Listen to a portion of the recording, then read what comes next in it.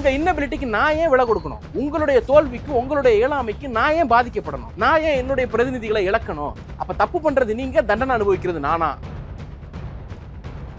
அந்த 50-60 திமுக செய்த சம்பவங்கள் என்ன சார்? அன்னைக்கு ஒன்றியத்தை ஆண்டவர்களுக்கு தெரியும், பார்ப்பனிய சக்திகளுக்கு தெரியும். இல்ல தமிழ்நாடு வளர்ந்துருச்சு, பீகார் வளரல, அதனால முன்னுரிமை அதுக்கு நீங்க பணம் கொடுக்குறீங்க. சரி, வளர்ந்துட்டீங்கிறனால தண்டனை கொடுக்குறீங்க. அப்ப ஒத்துக்கிறீங்களா? எங்களுக்கு பதவி, அதிகாரம், இங்க இருக்கக்கூடிய தேர்தல், இதெல்லாம் தோல்ல போடுற துண்டு, கொள்கையும் அடிப்படையும் தான் எங்களுடைய இடுப்புல இருக்கக்கூடிய வேட்டி. அப்படி எதிர்கட்சி தலைவர் எடப்பாடி பழனிசாமி வந்து தமிழ்நாட்டுக்கு எந்த பாதிப்பும் இல்லை, அதே போல அண்ணாமலை அவர்களும் கூறுறாங்க. எடப்பாடி பழனிசாமிக்கு காலமைக்கு விடுவது மட்டும்தான் அண்ணாமலைக்கு பிஜேபி தலைமை கொடுத்துருக்கக்கூடிய ரூல். தமிழ்நாட்டில் ஒரு கவுன்சிலர் கூட ஜெயிக்க வக்கற்ற ஒருத்தர் வாய்ச்சவடால் விடுவதற்கு மட்டும்தான் லாய்க்கா இருக்கிறார். பீகார் ஏன் வளரல? இவ்வளவு நிதி கொடுத்த பிறகு ஏன் பீகார் வளரல? 20 ஆண்டுகளுக்கு உங்களுடைய முதலமைச்சர் தானே, உங்க கூட்டணி முதலமைச்சர் தானே அங்க இருந்தாரு. இவ்வளவு நிதியை கொட்டி கொடுத்த பிறகு வளரலன்னா யார் பண்ண ஊழல்னால வளரல? அதை முதல்ல கமிட் பண்ணுங்க.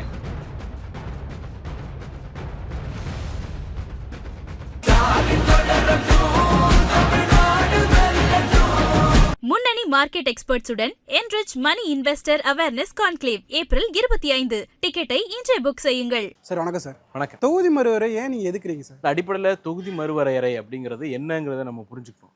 பொதுவாக ஒவ்வொரு 10 ஆண்டுக்கு ஒரு முறை சென்செக்ஸ் எடுக்கிறது எப்படியோ, சென்செக்ஸ் முடிஞ்ச பிறகு பார்லிமெண்ட்டினுடைய தொகுதி எண்ணிக்கையை நம்ம மறுவரையறை பண்ணணும் அப்படிங்கிறது தான் சட்டத்தில் சொல்லப்பட்ட விஷயம். அப்போ என்ன பண்ணுறோன்னா 51க்கு பிறகு 61, 71 எல்லாம் ஒவ்வொரு 10 ஆண்டுக்கும் நம்ம அதை ரீஆர்கனைஸ் பண்ணிகிட்டே இருக்கோம். ஆனால் மக்கள் தொகையை கட்டுப்படுத்தணும், நாடு முழுக்க மக்கள் தொகை பெருக்க பெரிய பிரச்சனையாக இருக்குது அப்படிங்கிறதுக்காக ஒரு மக்கள் தொகை கட்டுப்பாட்டு திட்டத்தை ஒன்றிய அரசாங்கம் 1975-76 இன்ட்ரடியூஸ் பண்ணுறாங்க, இந்திரா காந்தி கவர்மெண்ட்டில். அப்போ இன்ட்ரடியூஸ் பண்ணப்பட்ட போது மாநிலங்களுக்கு ஒரு பயம் இருந்துச்சு.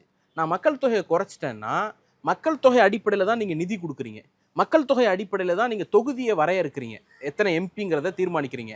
அப்போ இது ரெண்டும் எனக்கு பாதிப்பை ஏற்படுத்தும்ல அப்படின்னு மாநிலங்களுக்கு ஒரு பயம் ஏற்பட்ட போது இந்திரா காந்தி அம்மையார் ஒரு அஷூரன்ஸ் கொடுத்தாங்க. அடுத்த 25 ஆண்டுகளுக்கு தொகுதி மறுவரையறை அப்படிங்கிறது கிடையாது. 71 என்ன நம்ம கடைசியாக பண்ணமோ அதை தான் ஃபாலோ பண்ண போகிறோம்னு 76 42வது சட்ட திருத்தத்தின் மூலமாக ஒரு ஃப்ரீஸை கொண்டு வந்தாங்க.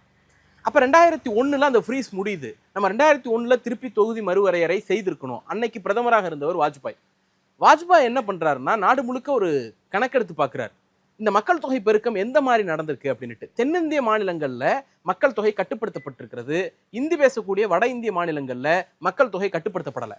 அப்போ என்ன நடக்குதுன்னா, வட இந்திய மாநிலங்களுக்கு கூடுதலான எம்பிக்களும் தென்னிந்திய மாநிலங்களுக்கு குறைவான எம்பிக்களும் வரக்கூடிய ஒரு கெடுவாய்ப்பு ஏற்பட்டதுனால வாஜ்பாய் கவர்மெண்ட் என்ன பண்ணுறாங்க, அடுத்த 25 ஆண்டுகளுக்கு நான் ஃப்ரீஸ் பண்ணுறேன் அப்படிங்கிறாங்க. 76 ஃப்ரீஸ் பண்ணத்துக்கும் 2001 ஃப்ரீஸ் பண்ணத்துக்கும், அதாவது 42வது அமெண்ட்மெண்ட்டுக்கும் 84வது அமெண்ட்மெண்ட்டுக்கும் ஒரே ஒரு காரணம் தான். வடக்கு பகுதியில் அதிகமான பாப்புலேஷனும் தெற்கு பகுதியில் குறைவான பாப்புலேஷன் இருக்குது, நம்ம சொன்னதுனால குறைத்த அவர்களை தண்டிக்க கூடாது அப்படிங்கிற ஒரே காரணம் தான். இன்னைக்கு 2026 அந்த காரணம் இல்லாமல் போயிடுச்சா? வடக்குக்கும் தெற்குக்கும் மக்கள் தொகை ஒரே மாதிரி சீராயிடுச்சா? அவங்களும் நமக்கு ஏற்ற மாதிரி குறைச்சிருக்காங்களா?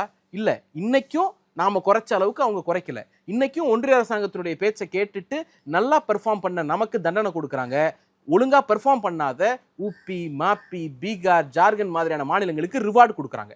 இதைத்தான் அடிப்படையில் எதிர்க்கிறோம். நீங்க இந்திரா காந்தி என்ன ஸ்டாண்ட் எடுத்தாங்களோ, வாஜ்பாய் என்ன ஸ்டாண்ட் எடுத்தாங்களோ, அதே ஸ்டாண்டை இன்னைக்கு நீங்களும் எடுங்க அப்படின்னு கேட்குறோம். அன்னைக்கு இந்திரா காந்தியை ப்ரெஷர் பண்ணி கொண்டு வர வைப்பதற்கு மாநில அளவில் பெரிய வாய்ஸஸ் இருந்துச்சு, அதில் கலைஞருடைய வாய்ஸ் முக்கியமான வாய்ஸ்.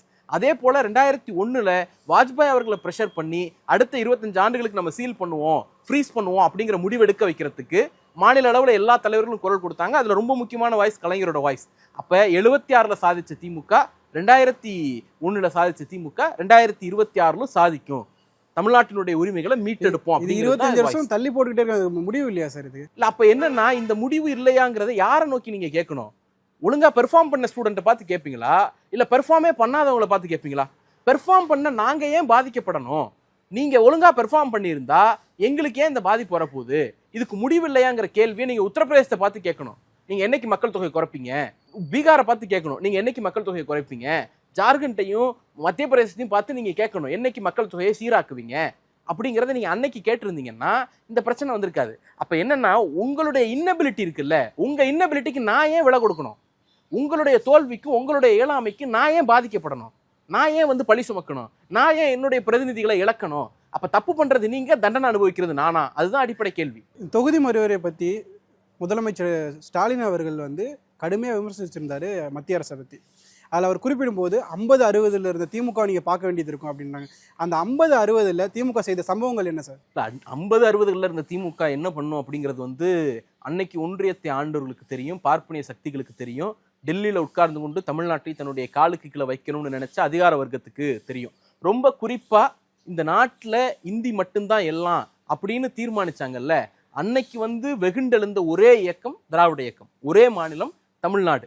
அதனுடைய விளைவாத்தான் இந்தியா முழுக்க அஃபிஷியல் லாங்குவேஜ் ஆக்ட் வரும் பொழுது ஹிந்தியை எங்கெங்கெல்லாம் பயன்படுத்தணும்னு பட்டியல் போட்டுட்டு அதில் கடைசியாக ஒரு வரி சேர்க்குறாங்க, இந்த ரூல் எல்லா மாநிலங்களுக்கும் பொருந்தும் except the state of Tamil Nadu அப்படின்ட்டு. அந்த தனித்துவத்தை கொண்ட மாநிலம் தமிழ்நாடு. அந்த தனித்துவத்திற்கு பின்னால் இருக்கக்கூடிய கட்சிக்கு பெயர் திமுக. அதே தான் வந்து முதல் சட்ட திருத்தத்தில் வந்த இடஒதுக்கீட்டுக்கான போராட்டம். இடஒதுக்கீடு பிற்படுத்தப்பட்ட மக்களுக்கு, மிகவும் பிற்படுத்தப்பட்ட மக்களுக்கு, கல்வியில பட்டியலின மக்களுக்கு இல்லைங்கிற மாதிரியான ஒரு நிலைப்பாட்டை வந்து உச்சநீதிமன்றத்தினுடைய தீர்ப்பு மூலமா வருகிற போது இந்திய அரசியலமைப்பு சட்டத்தினுடைய முதல் திருத்தம் ஏற்படுவதற்கு முக்கியமான காரணம் திராவிட இயக்கம், தந்தை பெரியார், பேரறிஞர் அண்ணா, திராவிட முன்னேற்ற கழகமோ திராவிட கழகமோ வீதியில் இறங்கி போராடின போராட்டம் தான் வந்து இன்னைக்கு இந்தியா முழுக்க ரிசர்வேஷன் அப்படிங்கிற ஒரு பாலிசியை வந்து நம்ம கான்ஸ்டிடியூஷன்ல மேண்டேட் பண்ணி வச்சிருக்கோம்னா அதற்கு அடிப்படை காரணம் வந்து இங்க தமிழ்நாட்டில் திராவிட இயக்கங்கள் போராடிய போராட்டம். நவோதயா பள்ளிகளை கொண்டு வந்து தமிழ்நாட்டுக்குள்ள இந்தியை கொண்டு வந்து திணிச்சிடலாம் அப்படின்னு ஏற்பட்ட முயற்சி வந்து முறியடிக்கிறதுக்காக வீதியில் இறங்கி திமுக என்ன போராட்டம் பண்ணுச்சு அப்படிங்கிறது திராவிட முன்னேற்ற கழகத்தினுடைய வரலாற்றுல எல்லாருக்கும் தெரியும். எமர்ஜென்சியை திணிச்சு இந்த நாட்டில் இருக்கக்கூடிய ஜனநாயக குரலை நெரிக்கணும்னு டெல்லி முடிவு பண்ண போது அந்த டெல்லிக்கு எதிராக கிளர்ந்தெழுந்து எமர்ஜென்சியை தூக்கி அறிவோம்னு வீதிக்கு வீதி போய் தன்னுடைய சொந்தங்களை இழந்த இயக்கம் இந்த இயக்கம். அப்போ அவ்வளோ பெரிய எப்படி சொல்றது, இந்த ஒரிஜினல் கேங்ஸ்டர்னு சொல்ற மாதிரி எங்க வரலாறு ரொம்ப வந்து போர்க்குணம் மிக்கது. இன்னைக்கு வந்து இன்னைக்கு ஒரு பவரை பயன்படுத்தி இருக்கக்கூடிய மக்களை மேம்படுத்துவதற்கான வழிமுறைகளை செஞ்சுட்டு இருக்கோம் அப்படிங்கிற காரணத்தினால உள்ள இருக்கக்கூடிய உணர்ச்சியையும் உள்ள இருக்கக்கூடிய உரிமை குரலையும் நாங்கள் வந்து அடகு வச்சுட்டு வந்துட்டோம் அப்படின்னு அர்த்தம் கிடையாது. அதெல்லாம் வெட்டி புதைச்சிட்டு நாங்கள் அதிகாரத்துக்கு வந்துட்டோம் அப்படிங்கிறது அர்த்தம் கிடையாது. முதலமைச்சர் மிகச்சரியா சொல்லியிருக்கிறாங்க. என்ன சொல்லியிருக்கிறாங்கன்னா, எங்களுக்கு பதவி, அதிகாரம், இங்க இருக்கக்கூடிய தேர்தல் இதெல்லாம் தோல்ல போடுற துண்டு, கொள்கையும் அடிப்படையும் தான் எங்களுடைய இடுப்புல இருக்கக்கூடிய வேட்டி அப்படின்னு சொல்லியிருக்கிறார். அப்ப தமிழ்நாட்டுக்கு ஒரு ஆபத்து, தமிழ்நாட்டினுடைய பிரதிநிதித்துவத்துக்கு ஒரு ஆபத்து, தமிழ்நாட்டின் குரல்களுக்கு ஒரு ஆபத்து அப்படின்னு வருகிற போது எங்களுக்கு எல்லாம் செகண்டரி தான், அதைத்தான் முதல்ல விரட்டி அடிப்போம் அப்படிங்கிறது தான் முதலமைச்சருடைய அடிப்படை ஸ்டேட்மெண்ட். எங்களை பழைய திமுக மாத்திராதீங்க அப்படின்னு சொல்றதுக்கு பின்னால இந்திய எதிர்ப்பு போராட்டத்தில் நின்ன திமுக தொண்டனுடைய உழைப்பு இருக்கு, எமர்ஜென்சிக்கு எதிரான போராட்டத்தில் நின்ன திமுக தொண்டனுடைய உழைப்பு இருக்கு, நவோதயா பள்ளிகள் எதிர்ப்புக்கு பின்னால் இருக்கக்கூடிய திமுக தொண்டனுடைய உழைப்பு இருக்கு. ஏறக்குறைய 30 ஆண்டு காலம் வீதியில இறங்கி போராடிய தொண்டர்களுடைய அந்த வரலாறு இருக்கு. அந்த வரலாற்றினுடைய ஒரே வாய்ஸ் தான் எங்களை பழைய திமுகவை மாத்திராதீங்க அப்படிங்கிற அந்த டோன். எதிர்க்கட்சி தலைவர் எடப்பாடி பழனிசாமி வந்து தமிழ்நாட்டுக்கு எந்த பாதிப்பும் இல்லை, அதே போல் அண்ணாமலை அவர்களும் கூறுறாங்க நீங்கள் ஒரு அரசியலுக்காக தான் இதை முன்னெடுக்கிறீங்க அப்படின்னு சொல்லி. அண்ணாமலை யார்? அண்ணாமலை எழுதி வச்சுக்கங்க அப்படின்னு இதுவரைக்கும் சொன்ன ஏதாவது ஒன்று நடந்திருக்கா? அப்படி எதுவுமே நடக்கலைங்கிறப்போ நான் தப்பா சொல்லிட்டேங்கிற ஒரு கமிட்மெண்ட்டையாவது அண்ணாமலை சொல்லியிருக்கிறாரா? எடப்பாடி பழனிசாமிக்கு காலமைக்கு விடுவது மட்டும்தான் அண்ணாமலைக்கு பிஜேபி தலைமை கொடுத்துருக்கக்கூடிய ரோல். அந்த ரோலை போய் அவர் பார்க்கலாம். அவரே தான் ஒத்துக்கிட்டாரு. தற்குறி பழனிசாமின்னு சொன்னவர் அவரு. இன்னைக்கு நாங்கள் அவர் ஆபாசமாக பேசுகிறோம் அப்படின்னு பேசுகிற போது கொஞ்சமாச்சும் கண்ணாடியை பார்க்க வேண்டாம்? அப்படிப்பட்ட அண்ணாமலைக்கு இது பற்றிலாம் பேசுறதுக்கு என்ன தகுதி இருக்கு? தமிழ்நாட்டில் ஒரு கவுன்சிலர் கூட ஜெயிக்க வக்கற்ற ஒருத்தர் வாய்ச்சவடால் விடுவதற்கு மட்டும்தான் லாய்க்கா இருக்கிறாரு. அடிப்படை என்ன? தமிழ்நாட்டுக்கு ஒரு ஆபத்து வந்திருக்கிற போது, இன்னும் ரொம்ப சிம்பிளா சொல்லணும்னா, கடந்த காலங்களில் மாநில உரிமைகளுக்கு ஆபத்து வந்த போது பல காங்கிரஸ் முதலமைச்சர்களே அதுக்கு எதிராக குரல் கொடுத்துருக்காங்க. கர்நாடகாவில் அந்த சம்பவங்கள் நடந்திருக்கிறது, ஆந்திராவில் அந்த சம்பவங்கள் நடந்திருக்கிறது. இன்னும் பல இடங்கள்ல வந்து இன்னைக்கு வடகிழக்கு மாநிலங்கள்ல, குறிப்பா மணிப்பூர் மாதிரியான மாநிலங்கள்ல நடக்கக்கூடிய பிரச்சனைக்கு அங்க இருக்கக்கூடிய பாஜகவில் ஒரு பிரிவே வந்து மாநில உரிமை தான் முக்கியம், கட்சி நலன் ரெண்டாவது தான் சொல்லி கட்சி தலைமைக்கு போய் புகார் கொடுக்குறாங்க. அப்படி இருக்கிற போது, தமிழ்நாட்டை ஒரு ஆபத்து சூழ்கிற போது, கர்நாடகா பாஜகவுக்கு இருக்கக்கூடிய அக்கறை, மணிப்பூர்ல இருக்கக்கூடிய பாஜகவுக்கு இருக்கக்கூடிய அக்கறை கூட தமிழ்நாட்டு பாஜக உங்களுக்கு இல்லையே, அவ்வளவு வெக்கங்கட்டா போயிட்டீங்க, அவ்வளவு அடிமாடாவா போயிட்டீங்க டெல்லிக்கு அப்படிங்கிற கேள்வியை தான் நாம கேட்க வேண்டியிருக்கு. அவர் ஒரு புது கதை சொல்றாரு. இந்த 39 MP 40 ஆக போகுது, 50 ஆக போகுது, அதெல்லாம் எங்களுக்கு தேவையில்லை. 800 ஆனா 50 ஆகுது, 8000 ஆனா 500 ஆக போகுது, அது கணக்கு இல்லை. இன்னைக்கு இருக்கக்கூடிய 100 இருக்கைகள்ல 7.18% இருக்கை தமிழ்நாட்டுக்கு, 7.18% ஆஃப் ரெப்ரசன்டேஷன் தமிழ்நாட்டுக்கு. இந்த 7.18% குறையாது அப்படிங்கிற உத்தரவாதத்தை நீங்க ஏன் கொடுக்க மாட்டீங்க? மோடி ஏன் கொடுக்க மாட்டாரு? அமித்ஷா ஏன் கொடுக்க மாட்டாரு? பார்லிமெண்ட்டுக்கு முன்னாடி கூடின போது ஏன் கொடுக்க மாட்டீங்க? அதை டீலிமிட்டேஷன் கமிஷன் பார்த்துக்கும். கமிஷன் என்னத்தை பார்க்கும்? ஃபினான்ஸ் கமிஷன் ஒன்று போட்டிங்க, நிதியை ஏன் தமிழ்நாட்டுக்கு குறைவா கொடுக்குறீங்கன்னு அரசாங்கத்தை நோக்கி கேள்வி கேட்ட போது ஃபினான்ஸ் கமிஷன் பார்த்துக்கோ, கமிஷன்ட்ட போய் சொல்லுங்கன்னு சொன்னீங்க. கமிஷன்ட்ட போய் கேட்டோம் தமிழ்நாட்டுக்கு கூடுதல் நிதி கொடுங்கன்னு, கமிஷன் கொடுக்கல. கமிஷனை கையை காட்டிட்டு தமிழ்நாட்டின் மீது நிதியை குறைக்கிறது வந்து ஒரு ஒரு திரைமறைவில் ஒளிந்து கொண்டு தமிழ்நாட்டின் மீது அம்பெய்யக்கூடிய வேலை. நீங்க தமிழ்நாட்டை எதிர்க்கணும்னா நேருக்கு நேரா வந்து நில்லுங்க, நாங்க தான் குறைச்சோன்னு துணிச்சலோட வந்து சொல்லுங்க. கமிஷன் மேல பழிய போடுறது, கமிஷனுக்கா நாங்க ஓட்டு போட்டு தேர்ந்தெடுத்தோம்? இல்லை, தமிழ்நாட்டிலேயே 39 பேர் இங்கே பார்லமெண்ட்டில் பேசுறதுக்கும் 59 பேர் போனால் அது நம்ம குரல் அங்கே அதிகமாக ஒழிக்கும்ல. 130 சொச்சம் 540 சொச்சத்தில் 39 பேருக்கும் 850ல் 50 பேருக்கும் வித்தியாசம் இருக்கு. அதை தான் நான் தெளிவா சொல்றேன். Fix the percentage of representation. இன்னைக்கு 7.18 இருக்குல்ல சார், 100 சேர் இருக்குன்னா அதுல 7.18 சேர் தமிழ்நாட்டுக்கு, அப்படிதானே கணக்கு? அந்த 7.18 சேரை அந்த ரேஷியோவை அப்படியே ஃபிக்ஸ் பண்ணுங்க. 7.18ல காம்ப்ரமைஸ் கிடையாது, அது கூடுமே தவிர குறையாது அப்படிங்கிற உத்தரவாதத்தை நீங்க கொடுத்துட்டீங்கன்னா இந்த போராட்டம் அவசியம் விட்டுறது. இந்த போராட்டத்தை நாங்க வந்து முன்னெடுக்க போறது கிடையாது. எங்களுடைய கோரிக்கை ஒரே ஒன்று தான், ஃப்ரீஸ் பண்ணு, அடுத்த 25 வருஷத்துக்கு ஃப்ரீஸ் பண்ணு. 25 வருஷம் கிடையாது, வடக்குலையும் தெற்குலையும் ஒரே மாதிரியான சமச்சீரான மக்கள் தொகை பெருக்கம் அல்லது மக்கள் தொகை குறைவு ஏற்படுகிற வரை ஃப்ரீஸ் பண்ணுங்க. ஃப்ரீஸ் பண்ண முடியலையா, இன்னைக்கு தமிழ்நாட்டுக்கும் தென்னிந்திய மாநிலங்களுக்கும் இருக்கக்கூடிய ரெப்ரசன்டேஷன் இருக்குல்ல, தமிழ்நாட்டுக்கு 7.18, தென்னிந்திய மாநிலங்களுக்கு 24+, அந்த ரெப்ரசன்டேஷன் பர்சன்டேஜ் வந்து மாறாது, அந்த பர்சன்டேஜை குறைக்க மாட்டோம் அப்படிங்கிற உத்தரவாதத்தை கமிட்மெண்ட்டை கொடுங்க. பார்லிமெண்ட்ல வந்து நாங்கள் சட்டத்தை ஏற்றிடுவோம், டீலிமிட்டேஷன் கமிஷன் முடிவெடுக்கும் அப்படின்னு சொன்னா, இன்னைக்கு இதை நாங்கள் அனுமதிச்சிட்டோம்னா டீலிமிட்டேஷன் கமிஷன்ல என்ன சொல்லுவீங்க? 7 நாளைக்கு 5 ஆக்குவீங்க. அப்போ 2% பிரதிநிதித்துவத்தை நாங்கள் இழந்துட்டு 7 பேரை வச்சா எங்களுடைய குரல் நீங்க கேட்க மாட்டீங்க. உத்தரப்பிரதேசிலையும் மத்திய பிரதேசிலையும் பீகார்லையும் ஜெயிச்சா போதும் அப்படின்னு சொல்லிட்டு ஹிந்தி பேஸ்டு ஒரு அரசியலை நீங்க செய்ய ஆரம்பிச்சிட்டீங்க. அப்ப 7-5 ஆயிடுச்சுன்னா அப்போ வந்து நம்பர்ஸ் அதிகரிக்குதுங்கிறது பிரச்சனையே இல்லை எங்களுக்கு, அது எங்களுக்கு கேள்வியும் இல்லை. பர்சன்டேஜ் குறையக்கூடாதுங்கிறது தான் டிமாண்டு. பர்சன்டேஜ் குறைவதை நாங்கள் அனுமதிக்க மாட்டோம் அப்படிங்கிறது தான் இங்க விஷயம். ரொம்ப சிம்பிளா யோசிச்சு பாருங்க சார், பீகாரையும் தமிழ்நாட்டையும் ஒப்பிட்டு பார்ப்போம். பீகார்ல 1971ஆம் ஆண்டு 4.2 கோடி மக்கள் தொகை, 4.2 crore. அதே காலகட்டத்தில் தமிழ்நாட்டில் 4.1 crore. ஏறக்குறைய ஈக்குவலா ஒரே அளவுக்கு இருக்கமா? இன்னைக்கு தமிழ்நாட்டில் 7லேருந்து 8 கோடி இருக்கும், பீகாரில் 12லேருந்து 13 கோடி இருக்காங்க. யாரோட தப்பு இதுல? யாரு சரியா நடந்திருக்கா, யாரு தப்பா நடந்திருக்கா? இல்லை, தமிழ்நாடு வளர்ந்துருச்சு, பீகார் வளரல, அதனால முன்னுரிமை அதுக்கு நீங்க பணம் கொடுக்குறீங்க, சரி, அதுக்கு வந்து பிரதிநிதிகள் என்ற எண்ணிக்கையை ஏற்படுத்தி இப்ப வளர்ந்துட்டீங்கிறனால தண்டனை கொடுக்குறீங்க. அப்போ ஒத்துக்கிறீங்களா? வளர்ந்துட்டீங்க, சோ உங்களுக்கு தண்டனை. வளர்ந்துட்டீங்க, எம்பியை குறைச்சிக்க, வளர்ந்துட்டீங்க நிதியை குறைச்சிக்க, வளர்ந்துட்ட மானியத்தை குறைச்சிக்க, வளர்ந்துட்டீங்க உணவு ஒதுக்கீட்டை குறைச்சிக்கங்க, வளர்ந்துட்டீங்க கல்வி நிதியை குறைச்சிக்கங்க, வளர்ந்துட்டீங்க மெட்ரோ நிதியை குறைச்சிக்கங்க, வளர்ந்துட்டீங்க காலை கொஞ்சம் வெட்டிக்குங்க, அப்படிங்கிறது தானே? அப்போ வளராதவர்களை இன்சென்டிவ் பண்ணீங்கன்னா அப்போ என்ன தோணும் நமக்கு? நாம வளர்ச்சி இல்லாமல் இருந்தோம்னா நமக்கு நிறைய கொடுக்குறான்டா, வளர்ச்சி இல்லாமல் இருந்துச்சுன்னா நமக்கு நிறைய பெனிஃபிட் இருக்குடா, நாம வளராமலே இருப்போம், எல்லாத்தையும் திருடி திம்போம் அப்படின்னு ஒரு அரசியல்வாதி ஏன் நினைக்க மாட்டான்? பீகார் ஏன் வளரல? இவ்வளவு நிதி கொடுத்த பிறகு ஏன் பீகார் வளரல? 20 ஆண்டுகளுக்கு உங்களுடைய முதலமைச்சர் தானே, உங்க கூட்டணி முதலமைச்சர் தானே அங்க இருந்தாரு. இவ்வளவு நிதியை கொட்டி கொடுத்த பிறகு வளரலன்னா யார் பண்ண ஊழல்னால வளரல? அதை முதல்ல கமிட் பண்ணுங்க. உத்தரப்பிரதேசம் வளரலன்னா ஏன் வளரல? யார் பண்ண ஊழல்னால வளரல? கடந்த 10-15 ஆண்டுகளா யார் அங்க ஆட்சியில் இருக்கிறா? நீங்க ஏன் அதை வளர்க்க முயற்சி எடுக்கல? இல்ல உங்க கவர்மெண்ட்ல என்ன பர்ஃபார்மன்ஸை காட்டியிருக்கீங்க?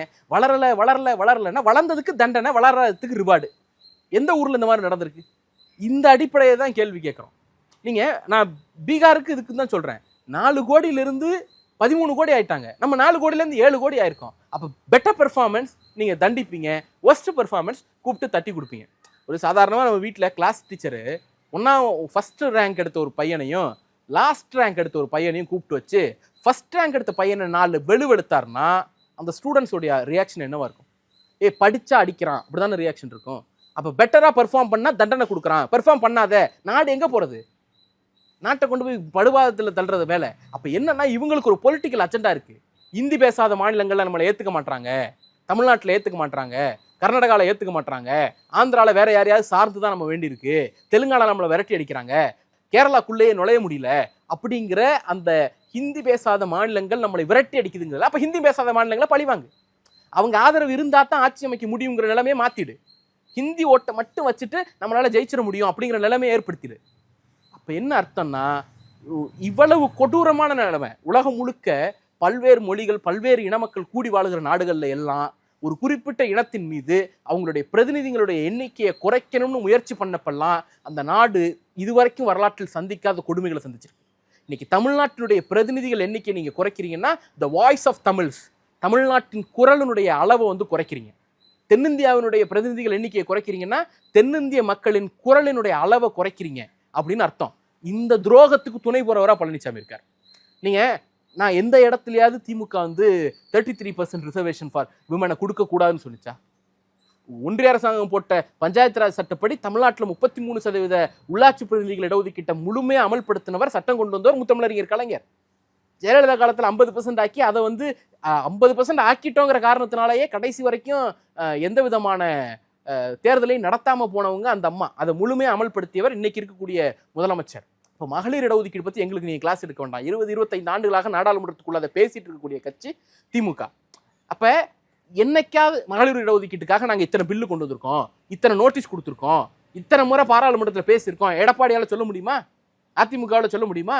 திமுகவால பட்டியல் போட முடியும். எந்தெந்த தேதியில எந்தெந்த எம்பிக்கள் பிரைவேட் மெம்பர் பில்லு கொடுத்தாங்க, எந்தெந்த எம்பிக்கள் நோட்டீஸ் கொடுத்தாங்க, எந்தெந்த எம்பிக்கள் நாடாளுமன்றத்துக்குள்ள பேசினாங்க, எவ்வளவு போராட்டங்களை தமிழ்நாடு முழுக்க இந்த கட்சி நடத்தியிருக்கு அப்படின்னு பட்டியல் போட முடியும். அப்ப எங்களுக்கு வந்து மகளிர் இடஒதுக்கீட்டை வந்து ஒரு ஷீல்டா பயன்படுத்திட்டு, ஒரு மாஸ்கா முகமூடியா பயன்படுத்திட்டு உள்ள தென்னிந்திய மாநிலங்களை, குறிப்பாக தமிழ்நாட்டை வஞ்சிக்கக்கூடிய ஆயுதத்தை நீங்கள் கொண்டு வருகிறீர்கள். நீங்க என்ன மாஸ்க் போட்டு வந்தாலும் அதை கண்டுபிடிச்சு விரட்டி அடிக்கக்கூடிய பவர் தமிழ்நாட்டுக்கு இருக்கு. இல்லை, எதிரணியே ஒற்றுமை இல்லாதப்ப அவங்களுக்கு வசதியாக தான் இருக்கும். என்ன எதிரணியில் ஒற்றுமை இல்லைன்னு நினைக்கிறீங்க? ரொம்ப சிம்பிள் சார். தமிழ்நாட்டு முதலமைச்சர் இது இன்னைக்கு பேசல. ஒரு எடப்பாடி தோல்வி பயத்தில் அப்படிங்கிறாரு. தோல்வி வெற்றி இதெல்லாம் அப்புறம் சார். எங்களுக்கு தமிழ்நாட்டில் 200 தொகுதிகளுக்கு மேலே நாங்கள் தான் வெளில போனோம். அது எல்லா கருத்து கணிப்பு சொல்லுது. இது எடப்பாடி பழனிசாமிக்கு நல்லா தெரியும். அதனால தான் கடைசி வரைக்கும் கொடி ஆடுது பார், பிள்ளையார் சொல்லி போட்டாச்சு அப்படின்னுட்டு விஜய்க்காக காத்து கொண்டு கிடந்தார். விஜய் வரலன்னோலே அவர் தோல்வி எழுதி வச்சிருச்சு அப்படின்னு அவருக்கு நல்லா தெரியும். அப்போ இன்னைக்கு என்னன்னா, அவர் ஓடுற ரேஸ் வந்து அதிமுக பொதுச் செயலாளர் பதவியை தக்க வச்சுக்கணுங்கிறதுக்காக ஓடுற ரேஸ் தானே தவிர ஆட்சி பிடிக்கணும்னு ஓடுற ரேஸ் கிடையாது. இன்னும் சொல்ல போனா ஏடிஎம்கே முன்னணி தலைவர்கள் அவ்வளவு பேருக்கு தெரியும். ஜெயக்குமார் என்ன சொன்னாரு? முடிசூடா மன்னன் தோத்து போனதுக்கு காரணம் பிஜேபின்னாரு. பிஜேபியோட சேர்ந்தோம்னா அது தீக்குளிச்சு சாகரத்துக்கு சமம்னு சொன்னார் அதிமுக முன்னாள் அமைச்சர். இன்னைக்கு என்ன சொல்றாரு திண்டுக்கல் சீனிவாசன்? போராட்டம் நடக்கக்கூடிய ஒரு இடத்துல போய் ஒரு அம்மாவை பார்த்து சொல்றாரு, எம்மா மோடி முகத்தை பார்த்துட்டு எங்களுக்கு ஓட்டு போடாம விட்டுறாதம்மா சொல்றாரு. அப்ப மோடி கூட சேர்ந்தா நம்ம ஜெயிக்க மாட்டோம்னு ஏடிஎம்கேக்கு நல்லா தெரியும் இல்லையா? அப்படி இருக்கும் பொழுது வெற்றி தோல்வி குறித்த பயம் ஏடிஎம்கேக்கு தான் இருக்கே தவிர திமுகக்கு இல்லை. நாங்க ஏன் இன்னைக்கு இதை பிரைம் பண்றோம் அப்படின்னா, இன்னைக்கு நாங்க இதை பேசல. 1.5 வருஷத்துக்கு முன்னாடியில இருந்து இதை நாங்க பேசிட்டு இருக்கோம். 1.5 வருஷத்துக்கு முன்னாடியில இருந்து 2 வருஷம், இன்னும் சொல்ல போனா 2001 இருந்து கலைஞர் இதை பேசினார். 2 வருஷத்துக்கு முன்னாடியில இருந்து இதை தொடர்ச்சியா பேசணும். அன்னைக்கு அனைத்து கட்சி கூட்டம் கூட்டினப்ப என்ன சொன்னீங்க? ஏடிஎம்கேல இருந்து என்ன கேட்டீங்க? இதுக்கு என்ன அவசரம், இப்ப நடக்க போதா அப்படின்னு கேட்டீங்க. வந்துருச்சுல. அன்னைக்கு பிற மாநில முதலமைச்சர்களை கூப்பிட்டு கூட்டம் போட்டு போது என்ன சொன்னீங்க? இது பொலிட்டிக்கல் ஸ்டண்ட், பார்லிமெண்ட்ல சொல்லாதப்ப நீங்க இப்படி சொல்றீங்க, கொண்டு வரீங்க அப்படின்னு கேட்டீங்க. அன்னைக்கு நாங்க என்ன கேட்டோம்? காஷ்மீர் பில்ல சொல்லிட்டா கொண்டு வந்தாங்க, டெல்லி சர்வீஸ் ஆக்ட சொல்லிட்டா கொண்டு வந்தாங்க, வடகிழக்கு மாநிலங்களில் நெருக்கடி உருவாக்குறதை சொல்லிட்டா கொண்டு வந்தாங்க. அதே மாதிரி டீலிமிட்டேஷனையும் சொல்லாம திடீர்னு கொண்டு வருவாங்கன்னு சொன்னோம், கொண்டு வந்துட்டாங்கல்ல. திடீர்னு வந்துருச்சுல. தேர்தல் நடக்கிற போது இன்பிட்வீன் இந்த எலெக்ஷன் பார்லிமெண்ட்டை கூப்பிட்டு நீங்க கொண்டு வரீங்கன்னா, அதுலயும் மகளிர் இடஒதுக்கீடுங்கிற ஒரு ஷீல்டை பயன்படுத்தி கொண்டு வரீங்கன்னா அது எவ்வளவு பெரிய அயோக்கியத்தனம். நாங்க கேட்கறது ஒன்னே ஒண்ணுதான், ஒற்றுமை இல்லைங்கிறதெல்லாம் அப்புறம். தமிழ்நாட்டில் இந்தியாவிலேயே அந்த டீலிமிட்டேஷனால பிரச்சனை வரப்போகுதுங்கிறத முதல்ல உணர்ந்து இந்தியாவில் பாதிக்கப்படக்கூடிய அனைத்து மாநிலங்களையும் ஒரே குடைக்குள்ள கூட்டி காட்டிய தலைவர் முத்துவேல் கருணாநிதி ஸ்டாலின். 4 மாநில முதலமைச்சர்கள், 2 துணை முதலமைச்சர்கள், 7 மாநிலத்தினுடைய பிரதான அரசியல் கட்சிகள் எல்லாரையும் சென்னையில் கூப்பிட்டு வச்சு இதுக்கு பத்தின ஒருமித்த கருத்தை எடுத்தார். அது சாதாரணமானது இல்லை. நீங்க யோசிச்சு பார்த்தீங்கன்னா, பிஜு ஜனதா தளும் காங்கிரஸும் ஒடிசாலேயே ஒன்னா சேர மாட்டாங்க, தமிழ்நாட்டில் வந்து ஒன்னா உட்காந்துருந்தாங்க. அதே போல பிஆர்எஸும் காங்கிரஸும் தெலுங்கானால ஒன்னா சேர மாட்டாங்க, தமிழ்நாட்டில் வந்து ஒன்னா உட்காந்துருந்தாங்க. அதே போல பஞ்சாப்ல ஆம் ஆத்மி காங்கிரஸும் ஒரே பிரச்சனைக்காக ஒன்னா வந்து நிற்க மாட்டாங்க, தமிழ்நாட்டில் வந்து டீலிமிட்டேஷனுக்காக ஒன்னா உட்காந்தாங்க. அப்ப ஒடிசால, பஞ்சாப்ல, தெலுங்கானால, கேரளால, கர்நாடகால எதிரெதிராக இருக்கக்கூடிய கட்சிகளை கூட டீலிமிட்டேஷன்ங்கிற ஒரு கான்செப்ட் கீழே நம்முடைய மாநிலத்தை காப்பாற்றணும்னு அவ்வளவு பெரிய ஒரே இடத்துல கொண்டு வந்து உட்கார வச்ச தலைவர் எங்களுடைய தலைவர் தமிழ்நாட்டு முதலமைச்சர் முத்துவேல் கருணாநிதி ஸ்டாலின் அவர். அப்பேற்பட்ட லீடர் 2 வருஷத்துக்கு முன்னாடியில இருந்து இதை நாங்க ஆரம்பிச்சிருக்கோம், பார்லிமெண்ட்ல பேசியிருக்கோம், வீதியில இறங்கி போராடி இருக்கோம், தமிழ்நாடு முழுக்க 234 தொகுதியிலையும் கண்டன கூட்டம் போட்டு இது குறித்த விழிப்புணர்வை ஏற்படுத்தியிருக்கோம். இவ்வளவு செஞ்சிருக்கோம். நாங்க சொன்னப்பெல்லாம் என்ன சொன்னீங்க? பொய் சொல்றாங்க. வந்துருச்சுல, நாங்க சொன்னதுதான் நடந்திருக்கு. தலைக்கு மேல கத்தி தொங்குன்னு சொன்னா இன்னைக்கு கத்தி கழுத்துக்கு வந்துருச்சு. இப்ப என்ன சொல்றாரு மோடி கும்பல்? தென்னிந்திய மாநிலங்களுடைய பிரதிநிதிகளை குறைக்கிறோம் அப்படிங்கிறது இந்த குரல் வலையை நெரிக்கிறது. அதை சிரிச்சுக்கிட்டே சொல்றாரு பழனிசாமி. மகளிர் இடஒதுக்கீடுனா இவங்களுக்கு கசக்குது, மகளிர் இடஒதுக்கீடை பத்தி யாருமே பேசல. நாங்க அதை பத்தியா கேட்டோம்? டீலிமிட்டேஷனை இப்ப பண்ணக்கூடாது, இல்ல பண்ணாலும் லேட்டஸ்ட் சென்செக்ஸ் அடிப்படையில் தான் பண்ணணும், ஐ மீன் 71 சென்செக்ஸ் அடிப்படையில் தான் அவங்க பண்ணணும். 2011 பண்றேன்றாங்க. ஆமா, நீங்க என்ன பார்லிமெண்ட்ல நீங்க கொடுத்த அஷூரன்ஸ் என்ன? 71 வச்சு தான் ஃப்ரீஸ் பண்ண போறோம் அடுத்த 25க்கு. நீங்க திருப்பி என்ன சொன்னீங்க? நம்பர்ஸ் வில் பி ஃப்ரீஸ்டு, உள்ள இருக்கக்கூடிய பார்டர்ஸை வந்து லேட்டஸ்ட் சென்செக்ஸ் வச்சுக்கலாம் அப்படின்னீங்க. இன்னைக்கு 71 சென்செக்ஸ் படி எடுங்க. இல்லையா அடுத்த 25-30 வருஷத்துக்கு இல்ல நிலைமை சீராகிற வரைக்கும் ஃப்ரீஸ் பண்ணுங்க. அப்படி இல்லையா இன்னைக்கு இருக்கக்கூடிய representation 7.18 for Tamil Nadu, 24+ for South இந்தியாங்கிறத அப்படியே ஃப்ரீஸ் பண்ணி ப்ரொசீட் பண்ணுங்க. இந்த 3 தீர்வு இல்லைன்னா இது ஏற்றுக்கொள்ள முடியாத அநீதி. இந்த அநீதிக்கு துணை போகிற அதிமுகவையும் பாஜகவையும் மக்கள் அடியோடு விரட்டி அடிப்பார். நன்றி சார்.